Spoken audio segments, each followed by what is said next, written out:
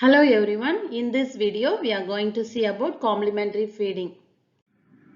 I am Dr. Celeste Mary, Vice Principal in Administration at Tripplum College of Nursing. Objectives: by the end of this session, learners will be able to define complementary feeding, able to explain why weaning should start at 6 months, guiding principles for complementary feeding, enumerate the qualities of complementary foods, able to explain the complementary feedings at different age, describe the preparation of weaning food, list down the problems of weaning and advantages and disadvantages of complementary feeding. Introduction about the topic. Complementary feeding is also called as weaning. Breastfeeding alone is not adequate to maintain growth and development after 6 months, and the complementary feeding should be given to maintain their growth and development according to the age. So it is necessary to introduce more concentrated, energy-rich nutritional supplement by this age. Infant also need iron containing food supplements to prevent iron deficiency anemia. Definition: complementary feeding or weaning is the process of giving an infant other foods and liquids along with breast milk after the age of 6 months, as breast milk alone is no longer sufficient to meet the nutrition requirements of growing baby. Or otherwise it can be defined as weaning is the process of gradual and progressive transfer of baby from the breastfeeding to the usual family diet. Next we can see about why weaning should start at 6 months.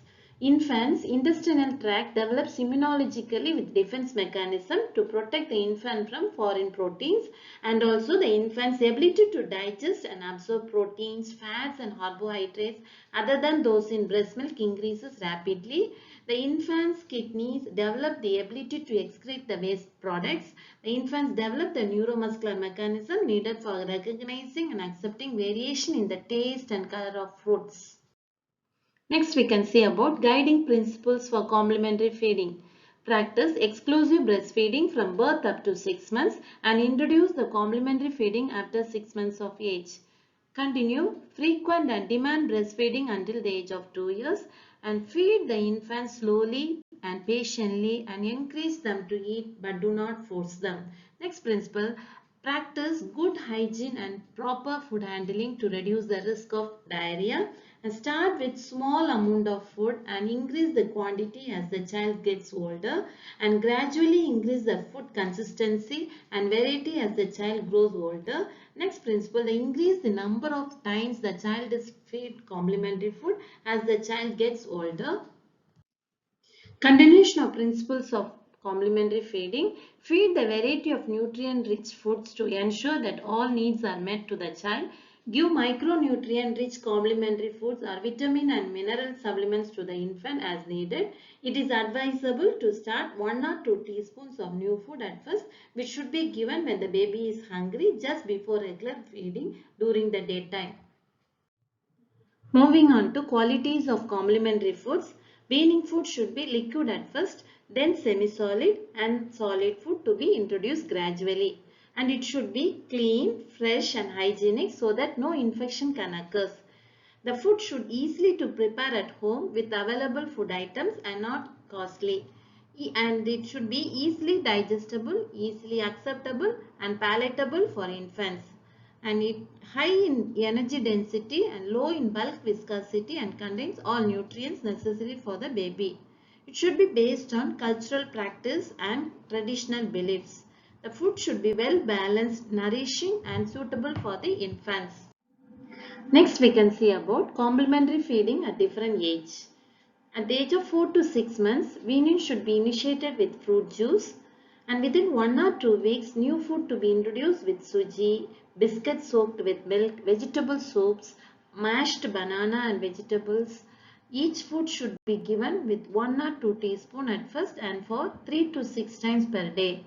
And from 6 to 9 months, food items to be given at period include soft mixture of rice, dal, khichdi, pulses, mashed and boiled potato, bread or roti soaked with milk or dal, mashed fruits, egg yolk, curd, all can be given. An amount of food should increases gradually.